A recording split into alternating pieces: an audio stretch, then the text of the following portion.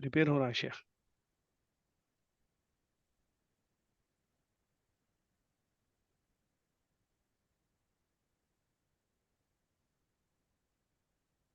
جی بسم اللہ.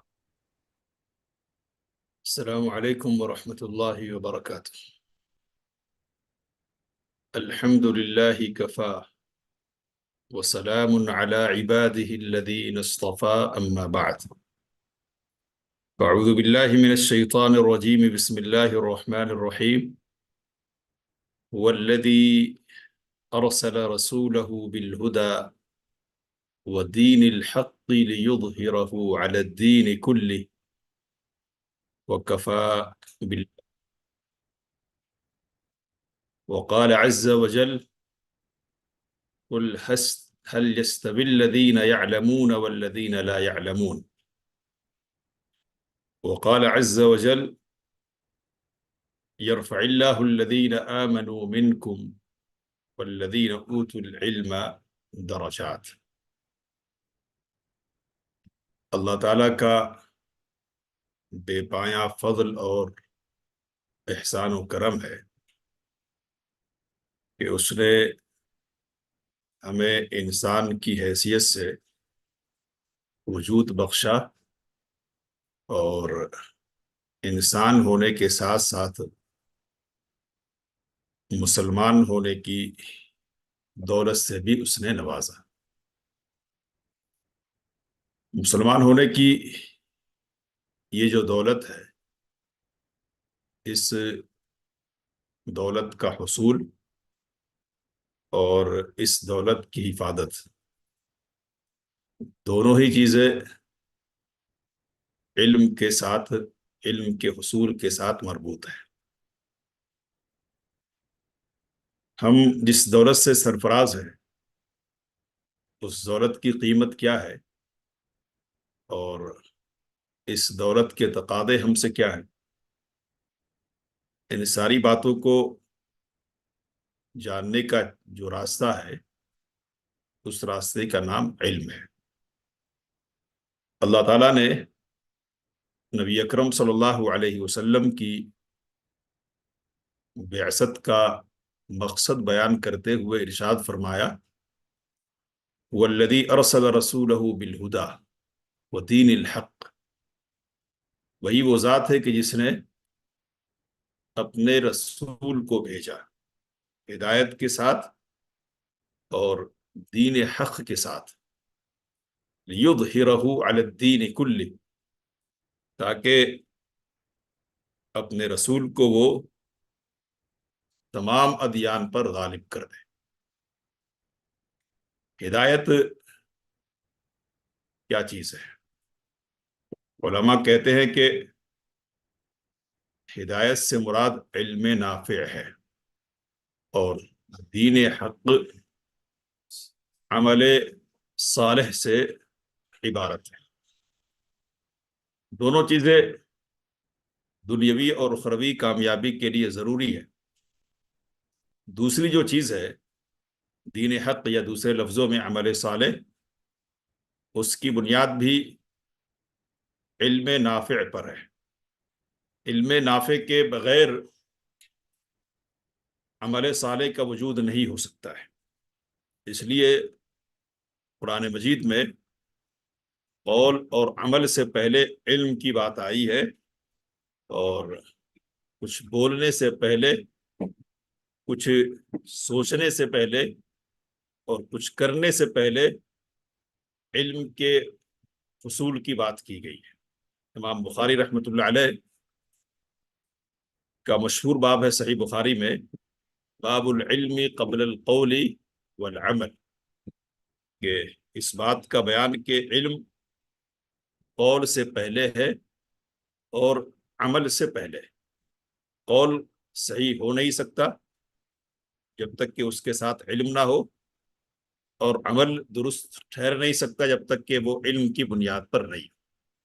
اس لیے سب سے پہلی چیز اور سب سے مقدم چیز علم کا حصول ہے، اور علم کے ساتھ ہی دنیا کی ساری اچھائیاں مربوط ہے. اس لیے ہر آدمی کو اس بات کی فکر پہلے نمبر پر کرنی چاہیے کہ وہ علم حاصل کرے۔ اللہ کے رسول صلی اللہ علیہ وسلم کی ایک بہت مشہور حدیث ہے۔ آپ صلی اللہ علیہ وسلم نے ارشاد فرمایا، طلب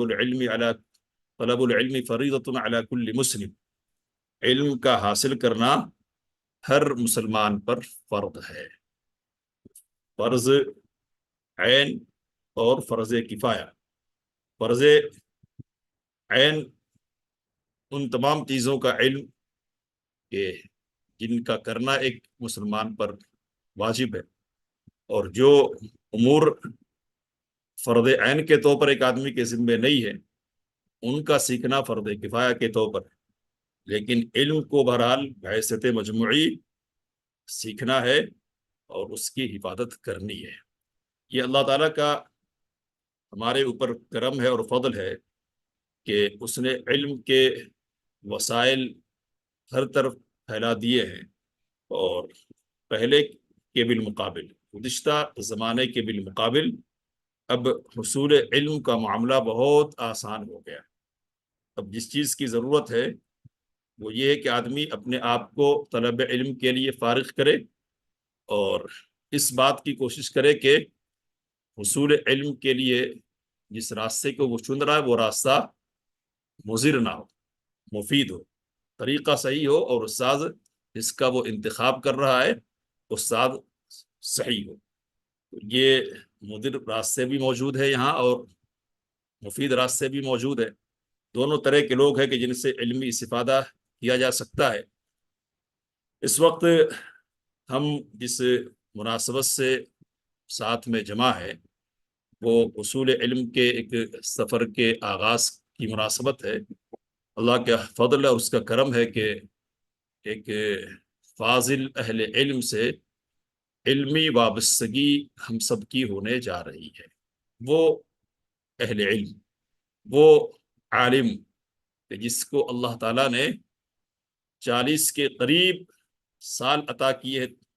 تعلیم اور تعلم کے میدان۔ سیکھنے کا جو میدان ہے وہ الگ ہے، اور جو سال ہے وہ الگ ہے۔ صرف سکھانے کا جو زمانہ ہے وہ تقریباً 35 سے 40 سال کے عرصے پر مشتمل ہے، اور یہ کہنا چاہیے کہ علم کے میدان کا وہ بے نظیر شہسوار ہے، اور جو علم کے زر و جواہرات بتاتا ہے، اور جس کی شخصیت میں اللہ تعالیٰ نے یہ خوبی رکھی ہے کہ وہ علماء کو بھی یکساں طور پر مفید کرتا ہے اور عوام کو بھی وہ محروم نہیں کرتا، بلکہ پورا پورا مستفید کرتا ہے اور کرنے کی کوشش کرتا ہے۔ میں جس شخصیت کا ذکر کر رہا ہوں وہ آپ کے ذہن میں ہے، اور آپ ان سے حصول علم کے لیے یہاں جمع ہوئے ہیں، اور یہ نسبت ہماری قائم ہوئی ہے۔ حضرت الشیخ محمد اشفاق السلفی المدنی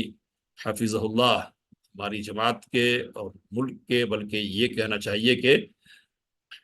عالم اسلام کے ایک بڑے عالم ہے، بڑے فاضل ہے۔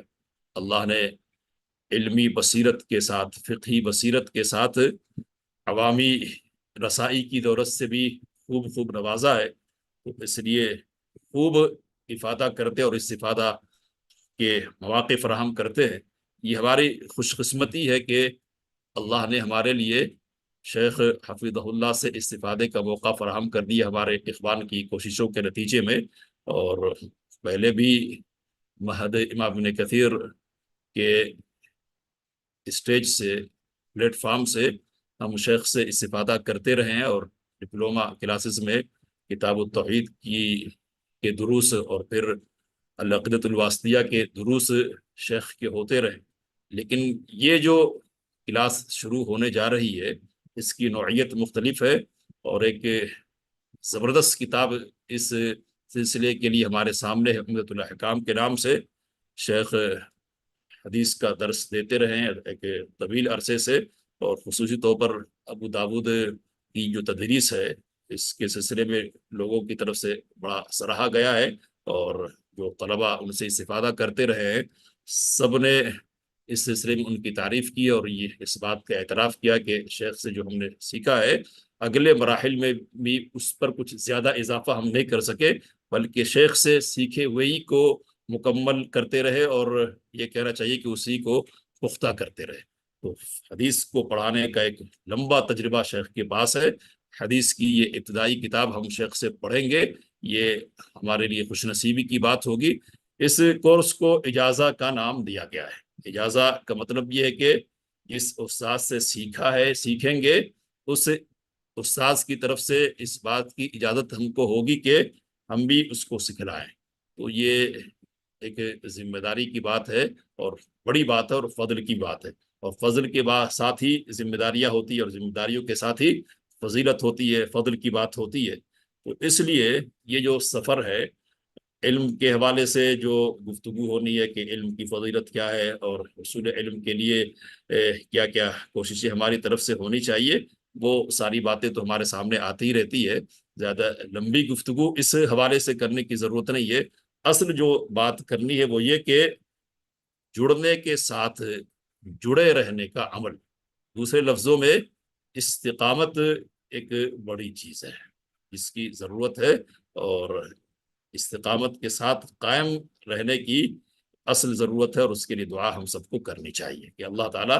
ہم سب کو اس راستے پر لگائے رکھے اور شیخ سے خوب استفادہ کی توفیق ہم سب کو نوازے۔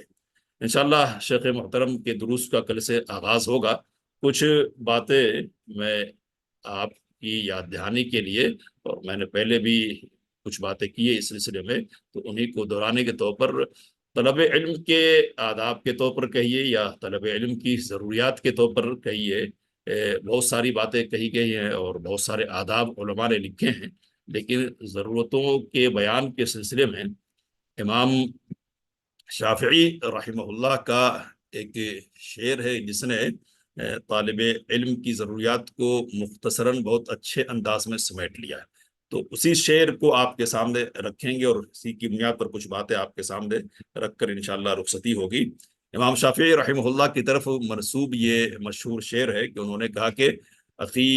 لن تنال العلم الا بستۃ، میرے بھائی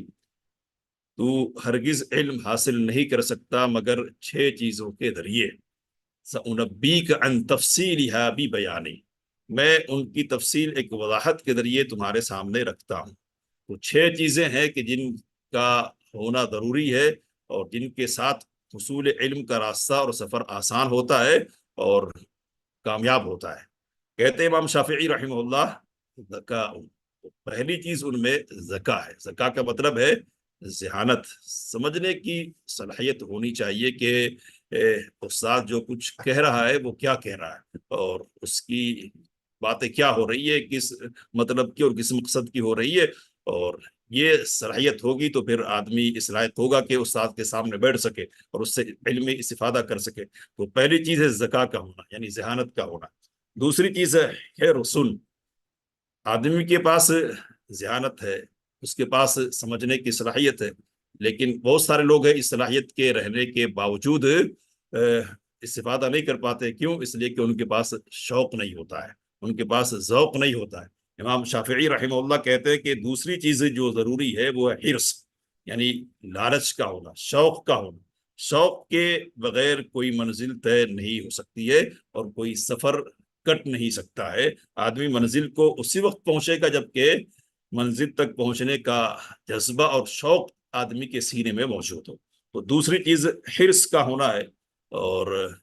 آدمی کے پاس ذہانت بھی ہے، شوق بھی ہے، لیکن ایک تیسری چیز ہے کہ شوق اور ذہانت تو ہے،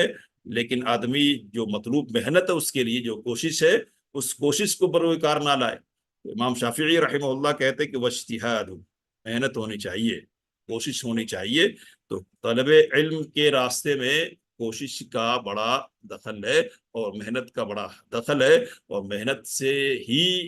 آدمی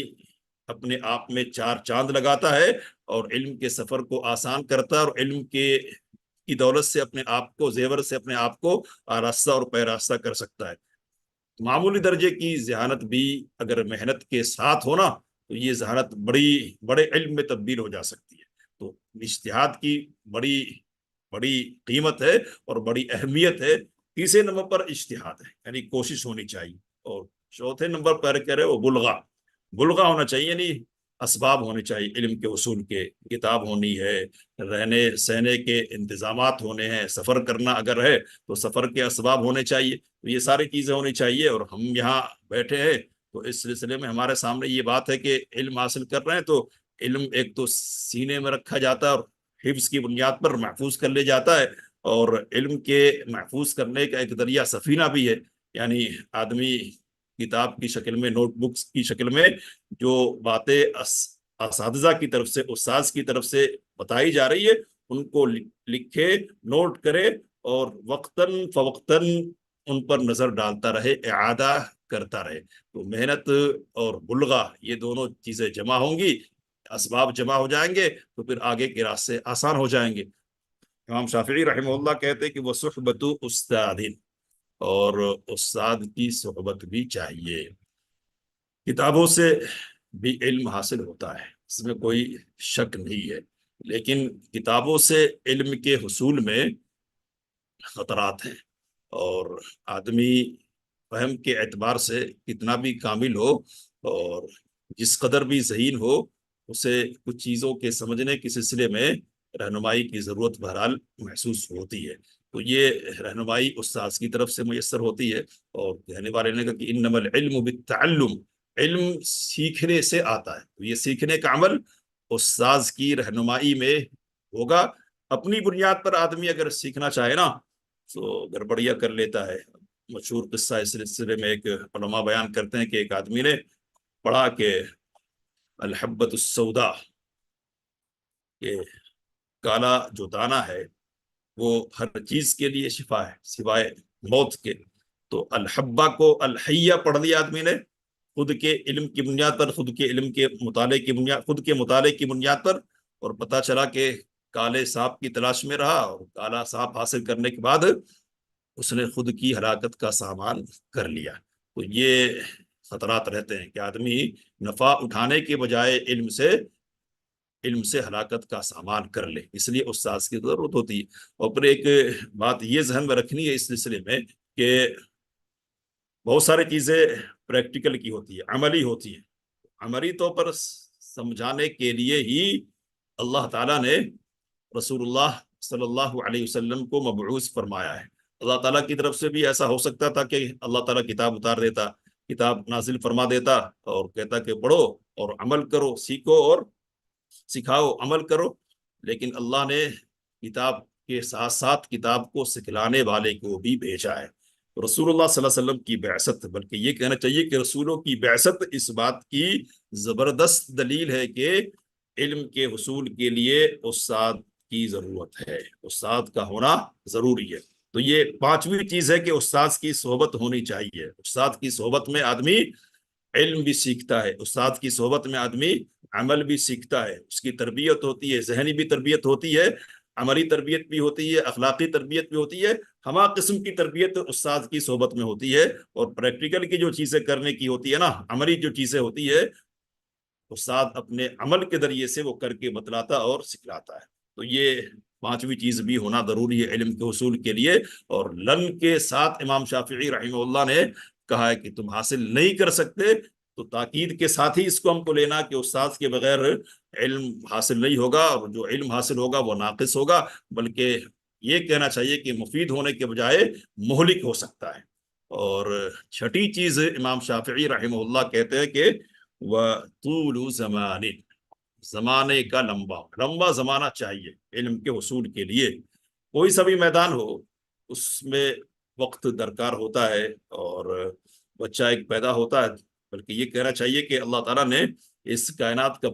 پورا نظام تدریج پر رکھا ہے، اسٹیپ بائی اسٹیپ کی بنیاد پر اللہ تعالیٰ نے معاملہ رکھا ہے۔ اور قرآن مجید میں اللہ نے ربانیین کی تعریف کی ہے، کہ کہا کہ کونوا ربانیین، ربانی بنو۔ تو اس کی وضاحت کرتے ہوئے عبداللہ بن عباس رضی اللہ تعالیٰ عنہ سے یہ بات منقول ہے کہ ربانی کون ہے؟ تو جو چھوٹے علم کے ذریعے سے پہلے تدریس تعلیم کرتے ہیں بڑے علم کے بالمقابل، بڑے علم سے پہلے چھوٹے علم کو سکھلاتے ہیں۔ تو پہلے چھوٹا سیکھنا پڑتا ہے، پھر بڑا سیکھنا پڑتا ہے، اور یہ سیکھنے کا چھوٹا پھر بڑا پھر اور بڑا اور بڑا، یہ جو ہے نا، یہ جو قدم بقدم کا معاملہ ہے، یہ لمبے زمانے کا تقاضا کرتا ہے۔ انسان تھک جاتا ہے، انسان اکتا جاتا ہے، انسان یہ چاہتا ہے کہ آزادہ دانہ بنیاد پر وہ علم حاصل کرے، انسان یہ چاہتا ہے کہ تھوڑے سے وقت میں بہت زیادہ وہ حاصل کر لے، اور بہت سارے لوگ وہ ہوتے ہیں کہ جو ٹائٹل اور لقب کے متمنی ہوتے ہیں، تو اس بات کے خواہش مند ہوتے ہیں کہ کم وقت میں لقب ان کو مل جائے، بس یہی چیز ان کے لیے کافی ہے، بلکہ پہلے سے لقب ہوتا ہے، اس لقب کو مضبوط کرنے کے لیے بہت سارے لوگ کسی سے جڑتے ہیں، تو یہ مقاصد نہیں ہونے چاہیے، ذہن میں پہلے سے یہ بات ہم سب بٹھا لیں کہ یہ 6 چیزیں ہمارے ساتھ ہونی چاہیے، اور لمبا عرصہ ہو سکتا ہے۔ یہ جو کورس ہے، اس کے سلسلے میں جو بات شیخ محترم سے ہوئی ہے وہ یہ کہ اس کے لیے 9 مہینوں کی ضرورت پڑے گی، تو 9 مہینے کی ضرورت ہوگی، ہم اس کو چھٹیوں کے ساتھ اگر جوڑیں گے تو یوں کہنا چاہیے کہ کل 1 سال کے عرصے کی ضرورت ہے، تو 1 سال تک ہم پڑھیں گے، اور 1 سال کا پورا عرصہ علم کے زیر سایہ ہمارا گزرے گا، ہفتے میں 3 دن کی شکل میں اور صورت میں، تو 3 دن گزاریں گے، کئی جواہرات لال و گوہر ہمارے حصے میں آئیں گے، اور ہم ان کو حاصل کریں گے، بٹورتے جائیں گے، جمع کرتے جائیں گے، اور پتہ چلا کہ جب یہ سلسلہ تکمیل کو پہنچا تو ہمارے پاس ایک اچھا خاصا خزانہ جمع ہو گیا ہوگا علم کا، تو اس لیے طول و زمان کی بات کو ذہن میں پہلے سے بٹھا لیجیے، اور یہ سمجھ کے سفر شروع کرنا ہے کہ یہ 1 سال کا سفر ہے، کم از کم 1 مہینے 2 مہینے چند ہفتے 2 ہفتے 3 ہفتے کا سفر نہیں، تو یہ بات پہلے سے ذہن میں بٹھا لیں گے نا تو سفر آسان ہو جائے گا، آدمی یہ سمجھ کر سفر شروع کرے کہ نہیں 10 کلومیٹر چلنا ہے نا، تو پھر وہ چند کلومیٹر چلنے کے بعد ذرا تکلیف محسوس کرنے لگتا ہے، لیکن پہلے سے اگر یہ ذہن میں ہو کہ نہیں 1000 اور 2000 کلومیٹر کا سفر کرنا ہے تو پھر یہ سفر آسان دکھتا ہے، اور آدمی اکتاتا نہیں، ابھی وہ سمجھتا ہے کہ نہیں ابھی تو لمبا جانا ہے، تو پہلے سے ذہن میں اگر یہ بات بٹھا لیں گے تو انشاءاللہ یہ سفر مشکل نہیں لگے گا، آسان معلوم ہوگا، اور چلتے رہیں گے، آگے بڑھتے رہیں گے، تو یہ 6 چیزیں ذہن میں رکھ لیجئے۔ زکوٰۃ اللہ تعالیٰ کی طرف سے ہبہ ہے، جس کو چاہتا ہے دیتا ہے، ہر آدمی کو اللہ نے کچھ نہ کچھ تو ذہانت سے نواز رکھا ہے، اور پھر اس کے بعد 2 چیزیں ہیں، وہ اپنے بس کی چیزیں ہم محنت کریں گے، کوشش کریں گے، اسباب اختیار کریں گے، تو اللہ تعالیٰ نے کہا کہ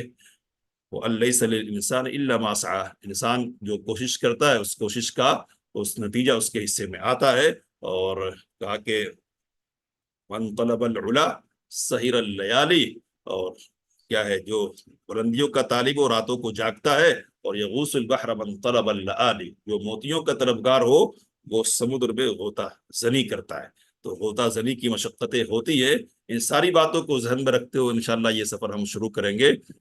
ایک عظیم عالم سے استفادے کا موقع ہم کو مل رہا ہے، تو اس موقع کو ہم غنیمت جانیں گے، اور اپنی کوتاہیوں کی وجہ سے، کوتاہ دستیوں کی وجہ سے، اور اپنی ادھر ادھر کی حرکات کی وجہ سے اس عظیم موقع کو ہم ضائع جانے نہیں دیں گے۔ آپ کے سامنے یہ بات رکھتا چلوں کہ یہ جو سلسلہ شروع کیا گیا ہے اللہ کے فضل اور اس کے کرم سے امام ابن کثیر، مہد امام ابن کثیر کے زیر اہتمام ہے، اس سے پہلے بھی یہ سلسلہ اس قسم کا چلتا رہا ہے، یہ کہ نوعیت کا سلسلہ ہے جو آپ کے سامنے شروع کیا گیا ہے۔ مہد امام ابن کثیر تقریباً 4 سال بلکہ 5 سالوں سے کام کر رہا ہے، اور آف لائن کے ساتھ ساتھ آن لائن بھی اس کی اپنی خدمات ہے، بلکہ یہ کہنا چاہیے کہ آف لائن سے آغاز سے ہوا، لیکن زیادہ تر اس کی کوششیں آن لائن میں تبدیل ہو کر رہ گئی، خاص طور پہ لاک ڈاؤن کے پس منظر میں، تو عالمیت کا پورا ایک سلسلہ ہے اور شعبہ ہے، لڑکے اور لڑکیوں دونوں کے لیے یہ سلسلہ تھا، لیکن بعض باتوں کو سامنے رکھتے ہوئے اب صرف لڑکیوں اور خواتین کے لیے اس کو مختص کر دیا گیا، آف لائن میں بھی لڑکیوں کے لیے عالمیت اور فضیلت تک کی تعلیم کا نظم ہے، اس کا بھی شعبہ ہے، اور لڑکوں کے لیے آف لائن حفظ کا بھی نظم ہے، اس طرح کئی محاذ پر کام چل رہا ہے، تیلگو میں بھی ڈپلومہ کلاسز چل رہی ہے، فاؤنڈیشن کورس بھی چل رہا ہے، ابتدائی چیزیں بالکل بنیادی چیزیں سکھلائی جا رہی ہے، اس طرح سے کل جو علماء ہے ان کی جو تعداد ہے ان تمام امور اور خدمات کے حوالے سے 30 سے 35 کے قریب علماء ادارے سے جڑے ہوئے، اللہ تعالیٰ کا فضل اور اس کا کرم ہے، تو آپ دعا کریں کہ اللہ اس سلسلے کو جاری رکھے اور آپ اس سے استفادہ کریں، مہد کی جو خدمات ہے ان سے مستفید ہو، یہ ہماری دعا ہوگی۔ اور اس کلاس کے حوالے سے ایک بات ہے جو آپ کو بطور پیغام اور بطور نصیحت کہنے کی ہے، آخر میں کہہ رہا ہوں میں تاکہ یاد رہے کہ نوٹس ہر طالب علم کو لازمی طور پر اس کے تیار کرنے ہوں گے۔ آپ کو اردو آتی ہے، اردو میں تیار کریں گے، اردو نہیں آتی ہے، انگلش آتی ہے، انگلش میں تیار کریں گے، انگلش اور اردو نہیں آتی ہے، انگلش پڑھنے آتا ہے، بولنے سمجھنے نہیں آتا ہے، تو انگلش رسم الخط میں، اس کو رومن کہتے ہیں، رومن رسم الخط، اس میں ہی اپنی زبان میں لکھے۔ لیکن یہ ہر طالب علم کے لیے ایک لازمی عمل ہوگا، اور اجازہ کا جو سرٹیفکیٹ ہے نا، اس سرٹیفکیٹ کا حصول جو امتحان ہونے والا ہے وہ تو ہوگا ہی، لیکن اس سے بڑھ کر یہ بڑا امتحان ہے کہ ہر شخص کو اپنے نوٹس پیش کرنے ہوں گے۔ تو اب یہ ہفتہ واری بنیاد پر پیش کرنا ہے یا ماہانہ بنیاد پر پیش کرنا ہے یا 3 ماہی بنیاد پر پیش کرنا ہے، اس کی تفصیل آپ کو بتائی جائے گی، لیکن نوٹس تو ہر ایک کے اپنے ہاتھ سے ہوں گے، اپنے ہاتھ سے تیار کرنا ہے، اس کی پابندی کرنی ہے تاکہ یہ جو کورس ہے اس کی جو اہمیت ہے وہ اہمیت اپنی جگہ پر قائم رہے، اور اس سے جس انداز سے استفادہ ہونا چاہیے اس انداز سے استفادہ کرنا ہمارے لیے ممکن ہے۔ یہ پابندی اس لیے لگائی جا رہی ہے، تو ہر شخص، ہر مشارک اس بات کو ذہن میں رکھیں کہ نوٹس تیار کرنے ہیں، نوٹس روزانہ کی بنیاد پہ ساری باتیں جو استاذ کی طرف سے ہو رہی ہے وہ ساری کی ساری باتیں لکھ لی جائے ضروری نہیں ہے، ہر آدمی اپنی اپنی صلاحیت کے مطابق لکھے گا، اور صلاحیت کے ساتھ ساتھ اپنی ضرورت کے مطابق۔ کچھ لوگ ہوں گے کہ بہت ضروری چیزیں وہ لکھنا پسند کریں گے تو وہ اپنی ضرورت کے مطابق لکھے، اور کچھ لوگ وہ ہوں گے کہ جو بہت ساری باتیں لکھنا پسند کریں گے، کچھ لوگ ایسے بھی ہو سکتے ہیں کہ جو پورا کا پورا نوٹ کرنا پسند کریں، لیکن نوٹ تو بہرحال تیار کرنا ہے، اور اسائنمنٹ کے طور پر آپ کے نوٹس ہی یہاں پیش کیے جائیں گے، پیش ہونے والے ہیں، اس کی بنیاد پر آپ کے نمبرات طے ہوں گے، تو اس کو فراموش نہیں کرنا ہے، یہ اس کورس کا سب سے لازمی حصہ ہے اور سب سے ضروری چیز ہے، اس کو ذہن میں رکھیے۔ اللہ تعالیٰ سے دعا ہے کہ یہ جو سلسلہ شروع ہو رہا ہے اللہ اس سلسلے کو مفید بنائے، اللہ اس سے ہم سب کو استفادہ کرنے کی توفیق دے، استفادہ کے راستے آسان فرمائے، جذبہ قائم رکھے، اور ہم سب منزل تک پہنچے، اور ہم سب کے ہاتھ میں شیخ محترم کی طرف سے سند اجازہ ہو عمدۃ الاحکام کی، اللہ ہم سب کو اس شرف سے نوازے، آمین۔ والسلام علیکم ورحمۃ اللہ وبرکاتہ۔ جزاک اللہ خیرن و احسن الجزا شیخ، آپ نے اپنا قیمتی وقت دیا اور اتنی پیاری نصیحتیں دی، اللہ ہم سب کو اس سے استفادہ کرنے کی توفیق عطا فرمائے۔ 2 سوال آئے ہیں شیخ لائیو سٹریم پر، کافی سوال ہے لیکن وہ ہم الگ جواب دیں گے کیونکہ وہ کورس سے سرٹیفکیٹ سے متعلق ہے۔ یہ 2 سوال ہے شیخ کہ علم کسے کہتے ہیں اور کیا علم فرض عین ہے؟ جزاک اللہ خیرن۔ اب علم کسے کہتے ہیں؟ علم کا لفظی جو معنی ہے وہ تو جاننا ہے، اور اللہ تعالیٰ نے جو کچھ اتارا ہے وحی کے ذریعے سے اس کو سیکھنے کا نام اصل میں علم ہے شرعی طور پر، تو وحی کے سیکھنے کا نام، اور وحی 2 چیزوں سے عبارت ہے۔ علامہ ابن القیم رحمۃ اللہ علیہ کا شعر ہے بہت مشہور، علم ما قال اللہ وقال الرسول، علم قول اللہ کا نام ہے، اور علم قول رسول کا نام، تو اصل علم یہی ہے، اور اسی علم کی بنیاد پر دنیا اور آخرت کی اصل کامیابی ہونے والی ہے۔ باقی جو چیزیں ہیں وہ فن کے طور پر ہوں گی، اور لغوی طور پر ان کو بھی علم کہیں گے، اور ان کے ساتھ بھی زندگی کی ضروریات وابستہ ہے، ان کو بھی سیکھنا چاہیے، اور ان کی حیثیت کیا ہوگی، تو بھی پوچھا گیا کہ فرض عین کیا ہے اور فرض کفایہ کیا ہے، تو فرض عین ہر شخص سے متعین طور پر جو چیز مطلوب ہے اس کو فرض عین کہتے ہیں، اور کچھ فرائض اور واجبات وہ ہے کہ جو مجموعے سے مطلوب ہوتے ہیں، اگر ادائیگی ہو گئی، کچھ لوگوں نے کر لیا تو سب کی طرف سے ادائیگی ہو گئی، اور اگر ادائیگی نہیں، کسی نے بھی ادا نہیں کیا ہے تو سب کے ذمے اس کا وبال ہوگا، تو یہ فرض کفایہ ہے۔ علم میں فرض عین بھی اور فرض کفایہ بھی ہے، جو امور ہمارے ذمے فرض عین کی حیثیت رکھتے ان کا سیکھنا ہمارے لیے فرض عین ہے، اور جو امور اور اعمال ہمارے لیے فرض عین کی حیثیت نہیں رکھتے، ان کا سیکھنا ہمارے لیے فرض عین نہیں ہے بلکہ فرض کفایہ. کچھ لوگ سماج اور سوسائٹی سے سیکھ لیتے، ان کو حاصل کر لیتے تو وہ ہمارے لیے کافی ہوں گے اور ہم ضرورت کے موقع پر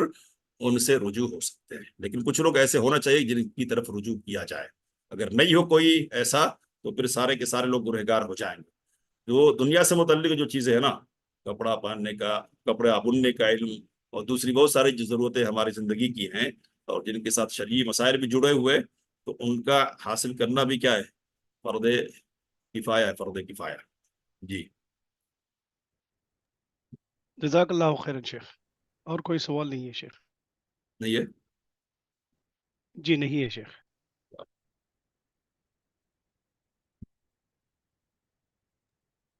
آپ میوٹ ہے شیخ. ٹھیک. بارک اللہ. جزاک اللہ خیر. السلام علیکم. السلام.